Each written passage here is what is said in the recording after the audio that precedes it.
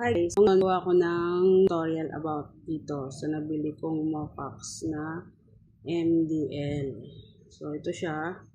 Yan, tapos ito yung bracket niya. Tapos ito yung parang extension niya. Ngayon, kailangan ko kasi siyang gamitan nito. Ito siya guys. Yung gagamitan ko siya nito ng pang tabas. Actually, natabas ko na siya guys. Ayan Yan. Yan. Di pa nga lang tapos kasi sinusukat-sukat ko pa. Yan. Pero pag ganito yan, mapurol kasi yung pag ganito yan. Kasi para swak na swak yung MDL. Pag bilog yan, saglit lang kasi yun square yun kaya mahirap siyang tansyahin. So, yan siya guys. So guys, ayan na siya. Para maganda tignan yung gilid niya, ano-anoin mo ng konti. Ayan.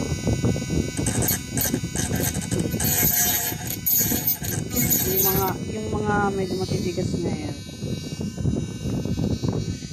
Para umano siya. Tapos, yan siya ganyan.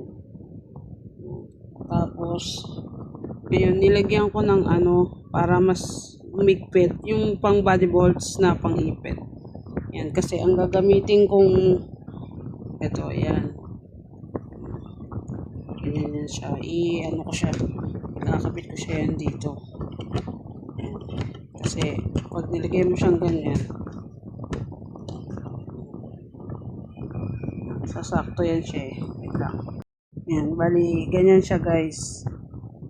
Yan. Yan, bali, ganyan siya guys. Ayun yung ipit niya. Ipit siya dito. Ganyan siya. Kaya medyo maluwag dito kasi yung puwet nung MDL, syempre, iikot-ikot nyo yun. Tatansyahin nyo yung ganyan siya. Bali, ayan na siya guys. Yan. Hindi ko nakabit yung isa pa isa lang dito. Ay! Ayan. Yan siya. Wait. So, yan. Pagka in-adjust mo, di ba? Naka-free wheel lang siya kasi medyo maano yung likod niya. Diba? Yan siya guys sa likod niya. Yan.